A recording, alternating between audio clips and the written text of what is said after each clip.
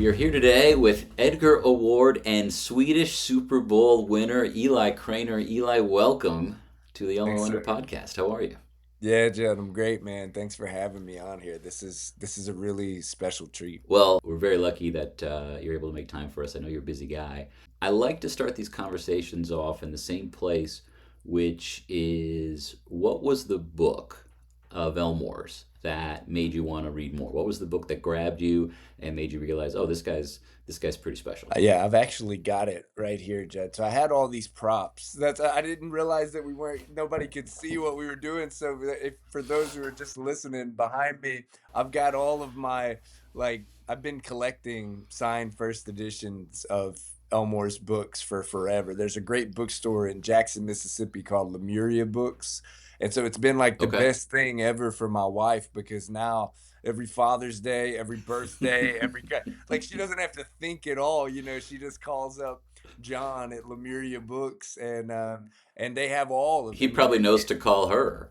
yeah, and I mean, if you're listening and you're interested in finding, he's got such. I mean, almost all of these have come from that one store. Oh, So well. very cool. It's called Lemuria Books in Jackson, Mississippi, which is kind We'll of a uh, we'll put a nice. link to it in the. Yeah, it's kind of a nice segue because my book that hooked me was this exact novel, Tishomingo Blues, and it was this exact copy.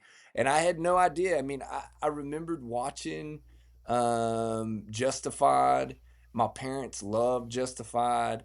But I I didn't really associate it with Elmore Leonard. I didn't really know. So I was in a used bookstore and I saw this cover and I liked the way. So this is Tishomingo Blues, and it's this cover where there's Yeah. like a cutout, of the high diver. Um, and man, I read it, and I'll tell you what hooked me. A couple of things hooked me right off the bat. I mean, this would have been pretty late in my game. Like I didn't read a lot of crime novels and stuff coming up. Um, and so I was writing at the time, like trying to actually be a novelist, and I was dipping my toe into like the crime genre. And so much of it I was not vibing with. I was like, "What? Like a locked room Yeah. mystery or something, that was not, I don't know, it just wasn't my taste." And so when I found this, the thing that immediately got me was just the quality of the writing, like line by line, the jazz like flow of it all. I mean, I know I've read all these interviews where Elmore says, like he didn't his style was the absence of style, and I actually think Hmm. that's bullshit, man. Like I think he's one of the most stylized like writers, that there's ever been. Like, and I tell my students, I teach creative writing now, and I tell them like trying to define what a voice is. And like for me, this is how distinctive his voice is like if you put just a paragraph of any of his books, just take any random paragraph and then put it in a lineup with like 10 other paragraphs from 10 other novels, I could tell you, and I'm sure a lot of us could, like that's an Elmore Leonard paragraph. So I loved that. I Yeah. loved how specialized and how cool it all was.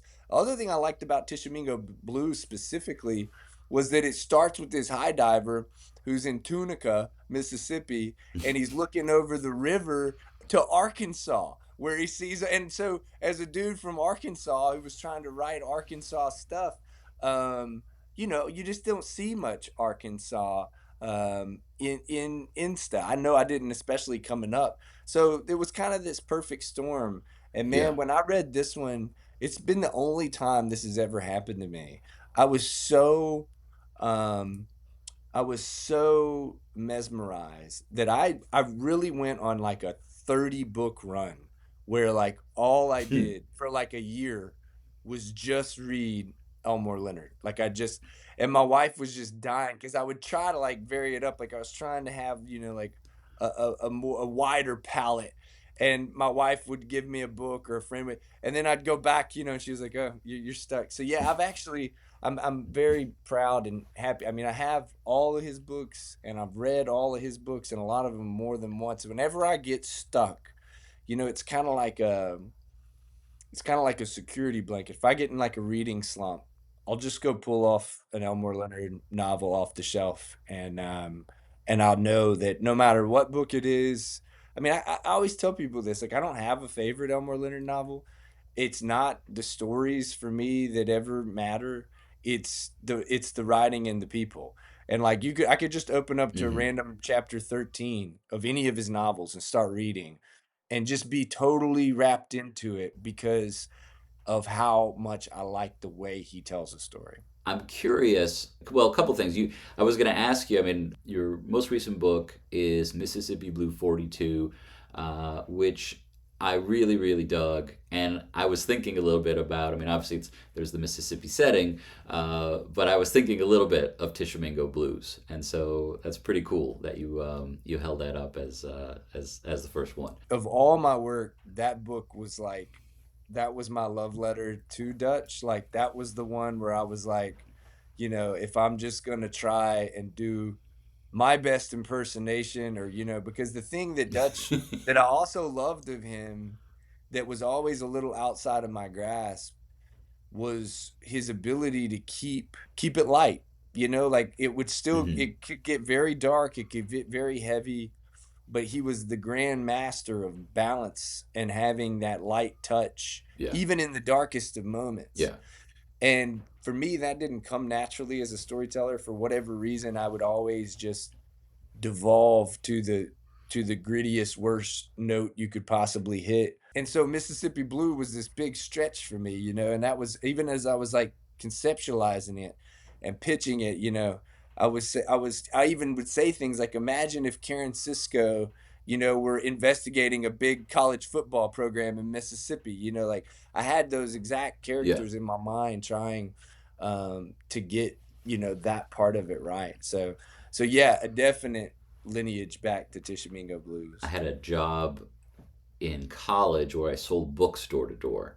And one year I did it I lived in Tupelo, Mississippi, but my territory was a little town called Boonville, Mississippi, and pretty close to Oxford, where the university is. I loved it, but Mississippi is a very specific place. Arkansas is a very specific place, and your three other books are primarily set in Arkansas. And I have friends from Arkansas, dear friends.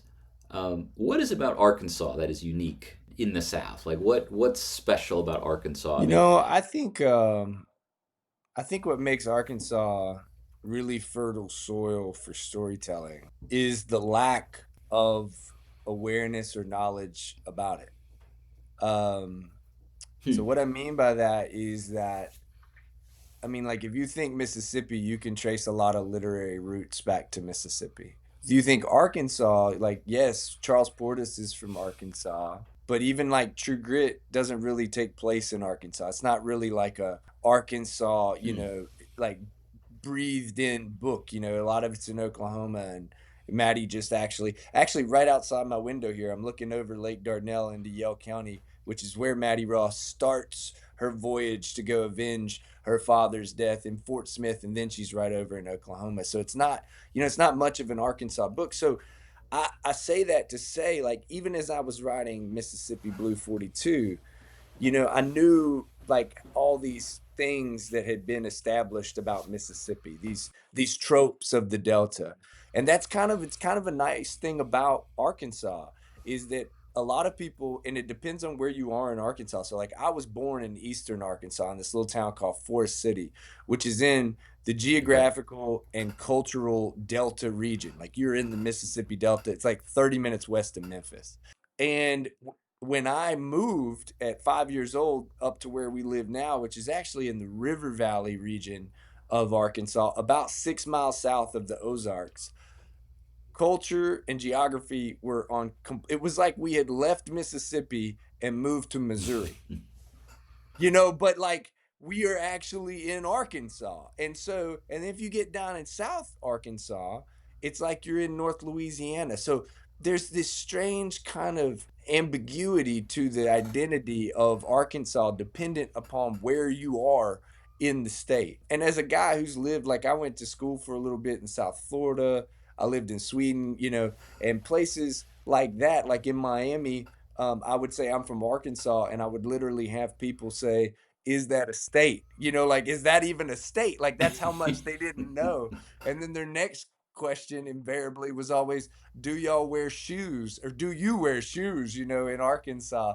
So I think that for me was what made Arkansas a very and it was a challenge. Like when I was first getting in, I mean, I was a high school football coach, who was from Arkansas. Yeah. And when I was sending queries off to literary agents, they didn't say is Arkansas a state, but I definitely got that vibe. Like, who wants to hear a story like that? So that was what made Arkansas appealing to me. When you decided to make the switch, or when you decided to really pursue it like full time, like what was that process like for you? Because if you are working as a high school football coach, I mean that's a big jump. Yeah, so where it all started for me was my undergrad. I had this amazing professor. I was always a kid who liked to read and write, like even from like an early age.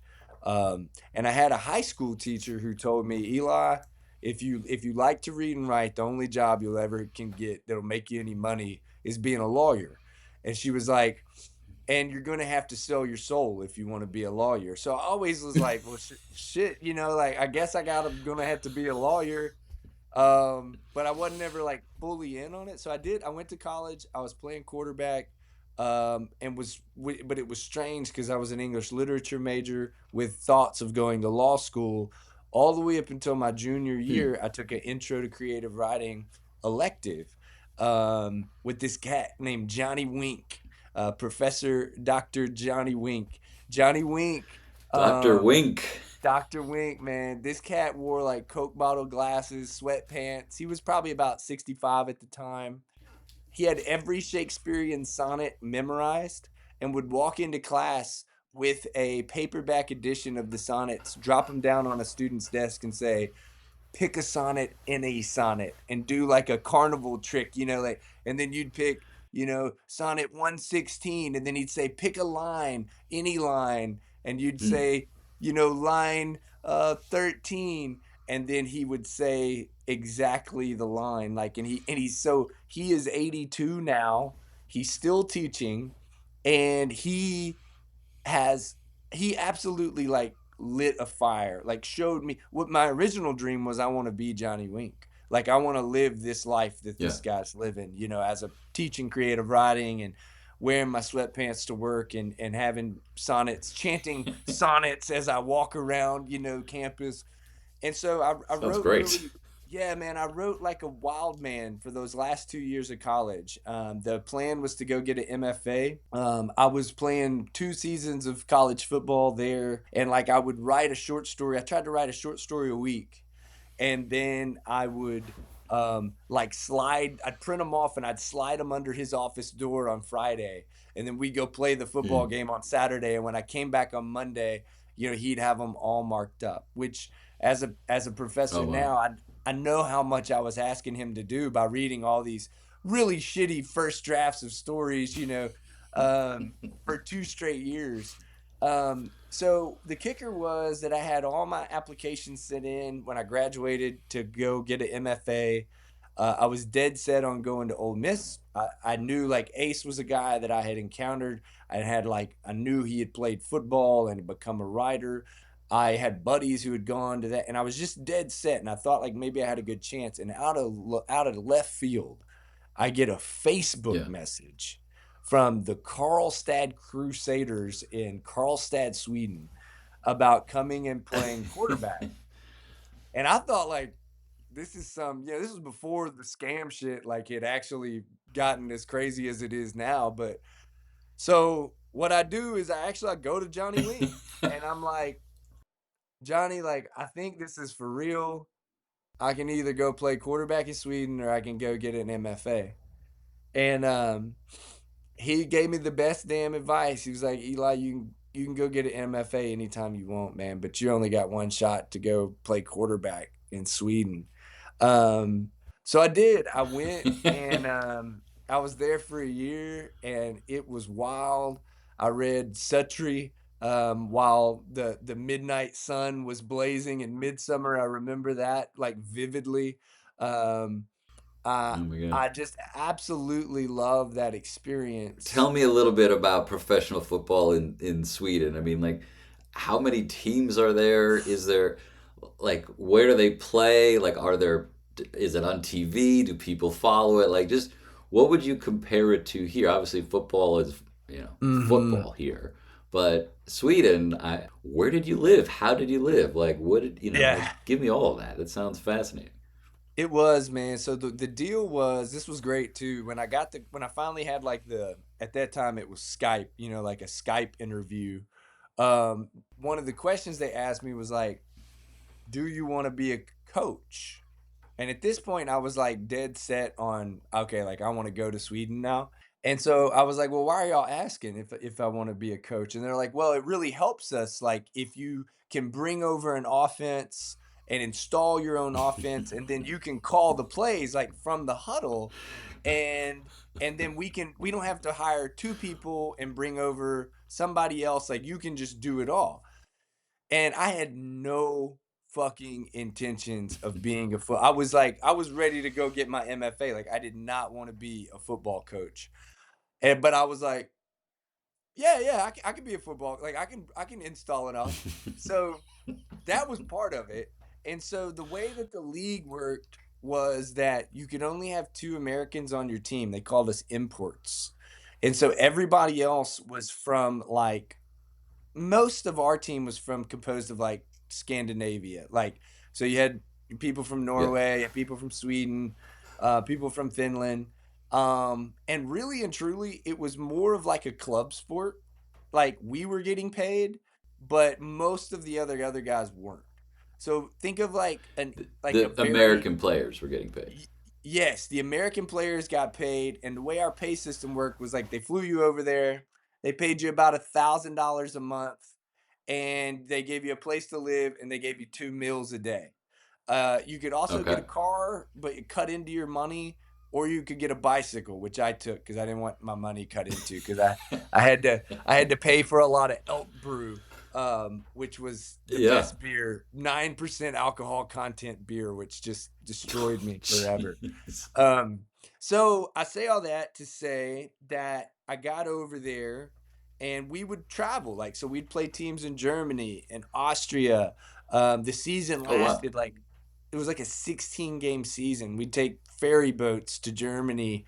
And it was just a blast, man. I mean, there was no better way, I feel like, to see another country because you got like 60 dudes that are like built in to Yeah. be your support system. And so, yeah, that's how it all worked. We did well. And then I got a call when that season was over to play for another team in Cannes, France, called the Oh wow. Cannes Iron Mask. So I was all ready to go to the French Riviera and play another round of football, but I was home for 3 months, and in those Mm. 3 months, I had really long hair, like, hair down past my shoulders.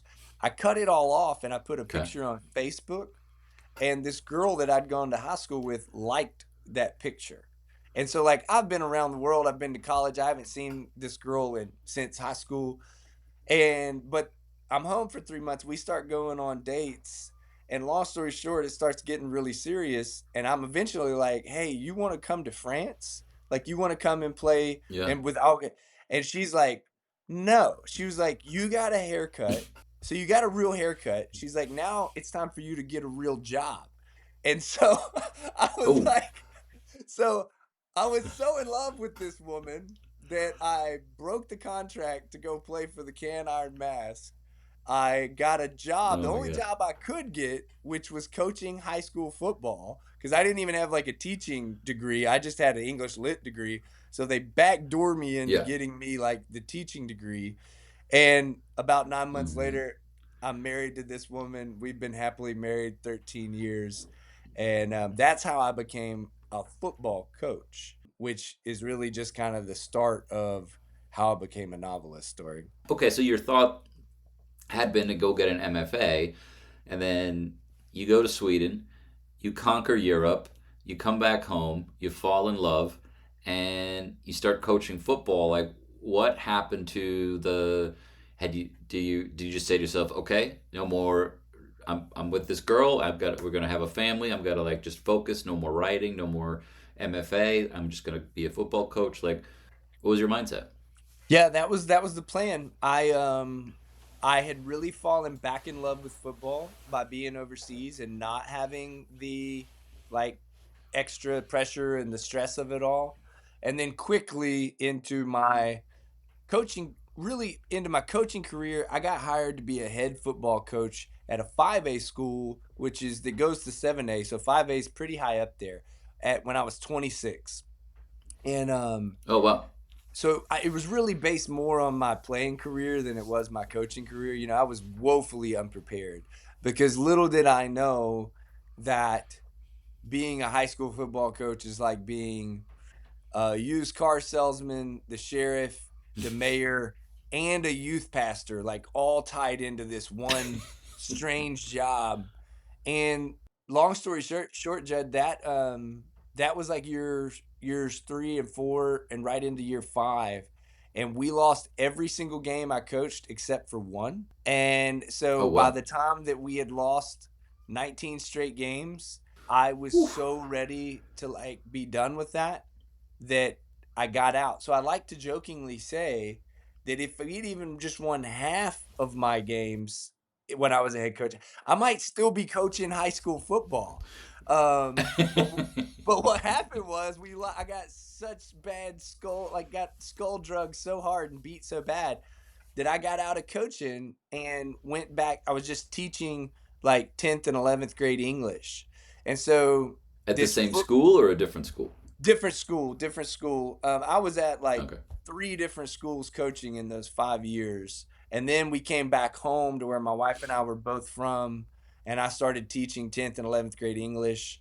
And I had like this football shaped hole in my heart because like all my self-worth was based upon being the quarterback and the coach, and I didn't know what to Yeah. do, and this was really unhealthy, but I decided I was going to like write my way back into filling that hole.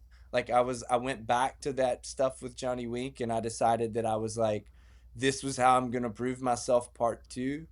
um Yeah. and 7 years later and 200 um agent rejections on my what was the 4th manuscript that I finished in that time, which became my debut, Don't Know Tough. It was that then I finally, and it was my wife looks back on that time and she's like, maybe we should have just gone to fucking France. That is fantastic. Was there, just speaking of Dr. Johnny Wink, what a great name. Um, was there a consistent note or comment or feedback that he gave you when you were writing these short stories and, taking up his precious weekend time? Hmm. Johnny was the best thing that you can be for a young author, especially just a very beginning author.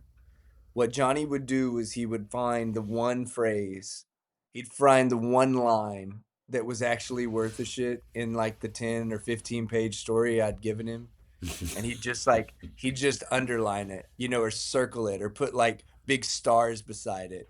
And then he'd write like in the margin something like, you go girl, and like that would be like, I would read those like just for that. I would be digging to find. And so Yeah. what he was doing without tearing me down and tearing the whole story apart was he was showing me like what it should be, what it could be. And Johnny and I to this day, we call him Tuesdays with Johnny. I still call him on Tuesday nights whenever the kids have gone to bed, and we talk for about an Mm. hour. And then what I do now is I'll read him like a page or two of whatever I'm working on, like the very best thing. Yeah, the thing like after that week that I think's worth. I show him kind of that line that he underlined. I show him what I think is maybe a page of the best Hmm. stuff I've got that week. So he's still he's still Wow. going, man. Yeah, still a big part of it. That is tremendous. Does he have other successful novelist students that he's giving out all this free advice to, or are you the only one who's taking full No, he's advantage of Dr. Wink? No, he's got a tree with many branches. Maybe most notably, would also be a guy named Andy Davidson. So Andy writes like Okay. horror. He also went to our same small school um, in Arkansas, and Andy writes, yeah, like horror. He wrote The Valley of the Dead, which I think won the Bram Stoker Award back in like 2017, Oh wow. 2018. He wrote the latest books have been like The Hollow Kind. But yeah, so he's in the game. And then also he's That's Johnny was great. actually like a poet by trade. And so there's a guy named Greg Brownderville who runs the SMU creative writing department in Dallas. And Greg's another one of Johnny's branches. And a girl named Hannah West who writes like middle grade and YA, and she's published by like a big five. So all of us from this one little tiny Baptist college, same college that Sarah Huckabee Sanders went to, we're also producing these very out there authors, thanks to Johnny Week hiding out in the English department. Amazing. So my 3-year-old daughter recently hit a 3-year-old little boy in the face with a shovel at Montessori, and his mom is Hannah West. The writer Hannah West. Yeah. Oh, She writes middle how grade books. She just had one come out. Judd? How fucking random is that? That's crazy. Holy shit! Yeah, we had And them over for dinner Sunday night. you had no idea Yeah. about this connection? I had no idea. I mean, because I heard she had written books, and I'm like, I love books, and Yeah. so I'd see her at school, and I'd be like, so how's the book coming? What's going on? When's it coming out? You know, I'm just like geeking out on it, and she's always like, well, it's coming out, it's coming out, yeah, it came out, and like just very like. You know, Yeah. she's very cool and reserved. And Yeah. are you friends with her or like? No, no, yeah. So, well, back early on, Hannah and I were like, when I was trying to get into she got an agent and all that stuff way before I did. And so she helped me a ton, like how to maneuver all that stuff and work that stuff. Oh, We haven't spoken in a lot that's of great. years, not from any bad blood or anything like that, just kind of gone separate ways. That's wild. Well, small world. Dude, well, tell her I said hello, and also ask her about Johnny Wink because she'll have her whole she. So Johnny Wink gives everybody a nickname too, and so my Okay. nickname was the Straw What Boss. is Straw Boss? Well, it's from a short story by a guy named Alex Taylor. There's two characters. They're um the story is called This Device Must Start on Zero, and it's about like a derby, like where cars crash into each other. And one guy is Yeah. called Wife, like his nickname is Wife, and the other guy's Straw Boss, and they're the two main characters. That's like their driving names. So Johnny refers Okay. to himself as Wife whenever we're around. That's his nickname for himself with me. So when we write each other, I'm writing to Wife and he's writing to Straw Boss. So okay, so you're like you get published, and you win the Edgar Award for best first novel. Like that's awesome, but is it also like it's got to put a little pressure on you, no? Well, the way I was lucky, Judd, was that in those 7 years, I mean, I guess I'd taken a page out of the Elmore Leonard playbook. And I mean, I'd read this Ray Bradbury quote about how like you're not an author until you've written a million words. And so, and it's something Yeah. I mean, it ties in with like Malcolm Gladwell's 10,000 hours. And so in those early days, I mean, I was very regimented like a coach or a quarterback would probably be about like doing my daily duty, like writing. And I mean, I would, even if it was shit, I would Hmm. just write 2,000 words like every day, no matter what, and book after book. And so, like I said, I wrote Yeah. 3 books before Don't Know Tough, which were all just garbage and like learning books and probably like 200 short stories. I really wrote a lot of short stories early on and I tell my students the same thing. Like, it's a different form of art, but it's I liken it to like if you're gonna be asked to paint a mural, well then you probably need to know how to paint a postcard first. Like you need to figure out how to do those little moves before you can do the big moves. And so, long story short, I wrote Don't Know Tough in like 2017, and it wasn't published until 2022. So I didn't just and it was a long road to like no agent ever took it. My publisher just happened to host a debut crime novel contest, and that was how I got in. But so in that time from like 2018 Oh to wow. 2022, I just kept writing. And so I had actually written drafts of Ozark Dogs, Broiler, and Mississippi Blue 42 all within that 4-year period. So it was like 4 years and I'd gotten drafts. Now, each time when it was time to come up with a new book, I would be like, "Well, I've got this one."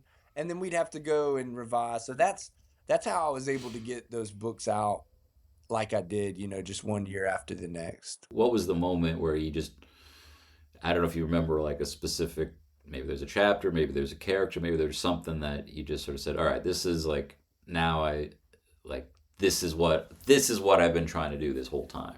Yeah, I really and truly can I used to keep up with it in like a little moleskin, like put a date and put the words. And I don't think, I'd probably be looking back through like rose tinted glasses to say that it timed up with exact million words, but I feel like it was close. And what it Sure. was I was actually writing a short story, which would turn into the first chapter of Don't Know Tough. And it's all narrated in this first person present tense voice of this kid who's got a really shitty home life, who's taking his, like his anger and aggression out on the football field, and it was just his voice. And why I know this was because nothing like this has ever happened. I wrote it was ended up being like 9 or 10 pages, and it was a self-contained short story. I wrote it. I was teaching English at the time, and so I wrote it on like a prep period that tied into like a lunch break. So I had like an hour and a half. So I wrote the whole thing in like this hour and a half. Oh wow. And it's the only thing, Judd, that in my whole writing experience I've ever written that like I've never gone back and changed, like moved anything I've tightened words and stuff, but it was like I stuck my hand up and like the gods just lightning bolt strike. It was really and truly, and that's never really happened again like that. I've written a lot of other stuff I think is good, but never just been so that story went off and won like a short fiction contest at the Greensboro Review. And that's when I was like, that was kind of my first time to ever get any real recognition and get money for writing. So then I was like, how could I make this into a novel? And that was where, and then it was like, I can remember writing Don't Know Tough because it switches from that first person point of view to a third person point of view every other chapter. And even as I was just writing, like I Mm-hmm. was kind of surprising myself with the things that like the prose. And I remember looking at it and being like, this looks like real writing. Like this actually looks like real writing. And that was that moment. Did you ever see a movie called DOA? Uh-uh. Oh man. Okay. I'm gonna butcher everything about it, but it involves a literature professor at a southern school who, I don't want to give anything away. You just have to see Okay. it. It's Dennis Quaid, I think Meg Ryan. But anyway, just check it out. But like, how is it when you're teaching creative writing and you're seeing like your students work? Like, how do you? Yeah, the professor thing has been like it's been the full circle moment. So I serve as like the writer in residence at Arkansas Tech University, which is right here in my hometown, and it's just been this beautiful kind of balance. Because I was when Don't Know Tough came out and all the stuff that came out around that, I was trying to do it all while teaching high school, and like you only get 3 personal days, like as a public high school teacher, and I had like 150 sick days saved up, but you can't take a sick day and then be like on the news in some other town or have an article written about you, or something. So it was this strain that broke at just the right Author time. Eli Cranor, who had a terrible cold today. Yes, right. He came to, yeah. And so this deal with tech came about, and it's been this perfect balance because now what I get to do is it's the fulfillment of the first dream, of the original dream. Like I get to do my best Johnny Yeah. Week impersonation every semester. Every semester Yeah. I teach Intro to Creative Writing, which was the class that started it for me. I'll teach a fiction workshop every now and then. We do a film class. But what you're talking about, like with the writing, man, yes, like sometimes you have to cleanse yourself of, I always start every writing session, oftentimes with an Elmore Leonard book in hand, just trying to get the cadence of good writing back in my mind. Or if I'm doing something different, I'll whatever books that I'm using whenever I start a project, and this is a Jordan Harper term, and there's somebody you need to have on this show is a guy named Jordan Harper. And I'll get into him more later. But this is Okay. his whole thing. Whenever I start a new book, I create this thing called a spirit board, which Jordan defines as just like this whole wall, like serial killer wall of inspiration. So it's the books that you want your book to be in the vein of. It's the movies, it's the songs, Yeah. and then so like that's what I'm reading, before I go. But man, I'll tell you what the professor's role for me, like the way it's balanced me out in a lot of ways is like it's balanced out the writing. Because the writing went off Yeah. so fast and became such a big part of, like I told you, it was that hole I was trying to fill in my heart. Like, but what teaching is done and teaching other people to do this thing is like it's balanced it so that like it doesn't have to all like it all works together now. And there's students over there who need me and are counting on me. And it's not just about writing 1,000 more words today. Like there's always that, but it balance and in teaching them how to do this strange mysterious thing that I don't know if it actually can be taught. I'm constantly back at the beginning, and there's that mind about Zen. There's that line about Zen mind, beginner's mind, and how when you're first starting something out, anything's possible. You don't have you don't have the weight of failure raining on your head, and that's what I love seeing in my students' eyes, man. Like they're they're hungry, they're just like I was, and so I try to be hungry with them. I try to Yeah. be like Johnny and circle the good stuff, and it really keeps that fire burning. Hmm. I read the Cooler Than Cool biography, and I think it was a Oh, you line. did? Yeah, yeah.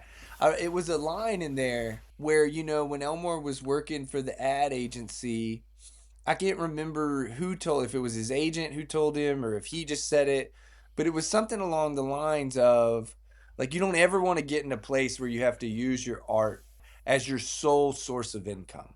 And for Yeah. him, because then yeah, I think you're really putting yourself in a tight situation to compromise, to Yeah. and yeah, so for me, that's what it's like. My job still allows me to better the art and help better art in other people, but I'm never gonna have to just do a book to pay the mortgage next month. I want to go back to football just a little bit. So, how did playing football and how did coaching football make you a better novelist? Football, sports in general, are so much about failure. Like in college, for example, like I was in college for 5 years and I had to play scout team quarterback and ride the bench for 3 years. So I had to get my head ripped off. I had to do all the practices, all the summer stuff, all the workouts, and I never ever got a single like moment to score a touchdown or be the hero or any. So that was 3 years of doing that. And then for my last 2 years, I got to start and have a great season. And it really, it was, to me, it was worth the trade off. So when it came time to be like to try and learn to be a novelist and wait out, that period of time, which is just different for everybody. I mean, Bradbury says 1 million words, Malcolm Gladwell says 10,000 hours. And what you're not accounting for is some sort of level of luck and also raw talent, right? Like there's got to be some seed of talent. And I swear to God, I mean, I swear this is an Elmore Leonard quote, but I heard somebody ask him that question one time. They phrased it just like that. Like he was saying it's work and it's, you got to, he was taking the Mhm. work-based approach to success. but this interviewer kind of pushed him on it and said, like, no, man, come on. Like, not everybody could be a college quarterback no matter how many times they throw a pass. Not everybody could write a novel no matter how many words they write. So they were like, Elmore, what's the defining thing? How do you quantify that initial kernel of talent? And I loved his answer, and I've used it ever since. He said, if you can tell a good joke, you've got enough innate storytelling to then work yourself Hmm. into being a novelist, which I thought was such a nice litmus test, like such a tangible barometer. Because some people can't. Like, some people just don't have the ability to set up a joke. And you're like, yeah, you probably shouldn't devote your life to writing books, or trying to tell stories. I think novels and stand-up comedy and singing, but singing I think is a different Yeah. category. But I think just in terms of like, I guess writing, I think stand-up comedy and writing a book. I think those are the two hardest things. Mm, And they're very different, obviously. I mean, so much about comedy is like how you are in front of a crowd. Books you typically don't have to worry about that. That's really cool. I've never thought of it that way. How often do you catch your students using AI to write short stories in your classes? I don't fuck with it, man. Like, and here's what I mean. I make them all like write handwritten first drafts so that, like, Oh, nice. that way, I guess they could do it, like they could use it and then like copy it off of that. But I also, like, I don't have time to police that shit. Like, if you're in my class to like generate AI stories or whatever, like, but so I don't give it much thought. After that first step, I'm just like, the story is the story, like, it is what it is, and Right. it's either good or it's not, and I'm not chasing them down because I don't have the time for it, basically. You mentioned Jordan. You mentioned a lot of Alex Taylor. You mentioned a lot of people who I think a lot of our listeners would love to know more about. Are there any other writers that you think people should be paying attention to? Yeah. Do you know Alex Taylor? I wasn't familiar. So You that short story, This Device Must Start on Zero, is a part of a collection that I think is maybe the best short story collection in the last 20 years, 30 years. I mean, it's called The Name of the Nearest River. Alex is a Kentucky writer who's had one novel published over here, but has continued his career publishing in France. Um, and he's a dear friend, and really just one of the sharpest line by line writers that I've come across. I think people who would be right up the alley of this podcast, some authors, a guy named Michael Carita. Michael Carita, oh sure, yeah, yeah, I think he's a big Elmore Leonard nerd and knows all of his stuff, and right in that same vein is a guy named Dwyer Murphy. Dwyer's got a book called um, The Stolen Coast, and this is, I think, his second novel. And man, it just absolutely like screams of Elmore. I mean, it's got the dialogue, the that light touch of being able to mix the dark and the light. Dwyer does that really well. Dwyer was yeah, the editor, still is the editor at a website called Crime Reads, and has been for a long, long time. yeah. No, I love crime reads. I think they're great. That's cool. You mentioned like your first three books didn't have the same lightness as Mississippi Blue.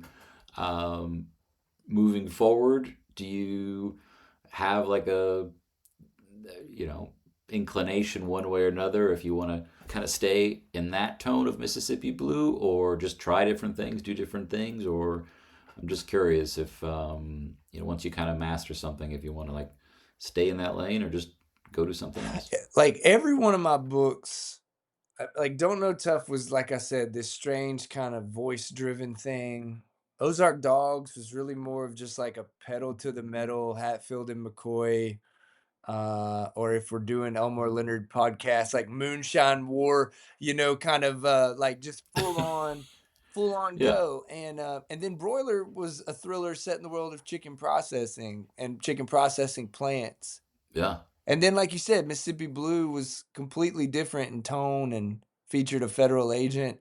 So I think, man, Judd, I think for me, it has to excite me. And like that, and what excites me the most is always the craft. Always like trying to decide how I tell a story and what frame to fix a story in.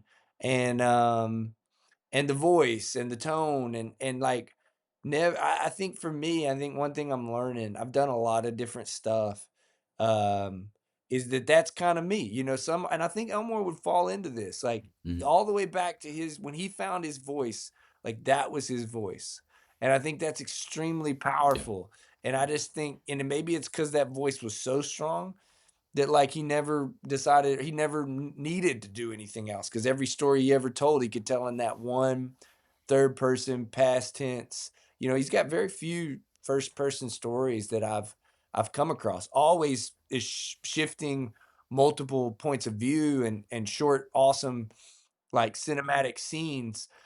But for me it's like that part of it and exploring like how the story is told is as much fun as the story. So that's all I can really say about what's coming next. I am working on something, okay. but I can just say that it'll probably be different. We sort of talked about earlier, like you because you're able to, because of Arkansas Tech, you don't have to force yourself to sell a book. You have a little bit of stability and security, so you don't need, like you were saying, in terms of you don't need to rely on your art to pay the mortgage. I'm just curious, what, from a time standpoint, is that balance? How does that break down in terms of like during the week? Like how much is Yeah, for teaching and how much of it is for writing books? it's a good question, and it vacillates depending on like where I am in a project. But on normal days or weeks, I teach on Mondays and Wednesdays in the fall and the spring. And even on those days, my best writing time is early in the morning. So I still get up at 5 and I always try and do something creative, mostly just drafting something from 5 to 7. Like, so no matter what happens in the rest of that day, usually I can get close to a Yeah, thousand words, or if I'm editing, I can get through a couple of chapters or just, but that's like my meat of creativity, even if I have to go do other stuff throughout the rest of the day. But on Tuesday, Thursday, Friday, when I'm not at school, I let that, or I still get up and still start because that's just kind of my golden window of creativity juice. But then I'll let it run as long as it can, and usually it runs out by about noon. Usually that's a lot of time. Sitting there trying to do. If I'm up at 5, trying to go by lunch, I'm gassed. So I'll eat lunch and then I'll come back, and in the afternoon I'll try and do whatever the other, be it great look reading stories or sending emails or working on a newsletter. I write a weekly column for our state paper. So I try to give the best part of my mind and my time to the art and the project. And then everything else gets the hmm, scraps. Everything else gets, and then my poor family, when they finally get home at 4 or 5 o'clock, I'm just come zombie walking out of the office. you're napping. Mhm. Eli, this is a thrill. Thank you so much for being here and joining us on the Elmore Leonard podcast. Thanks so much for having me, Judd. It was a blast. The Elmore Leonard podcast is produced and edited by Judd Rubin. Music by Greg Ahee. Hosted by Judd Rubin and Alex Leonard. Executive produced by Peter Leonard. Copyright 2025, Elmore Leonard Inc. Please visit us at elmoreleonardofficial.com or send us an email at hello@theelmoreleonardpodcast.com.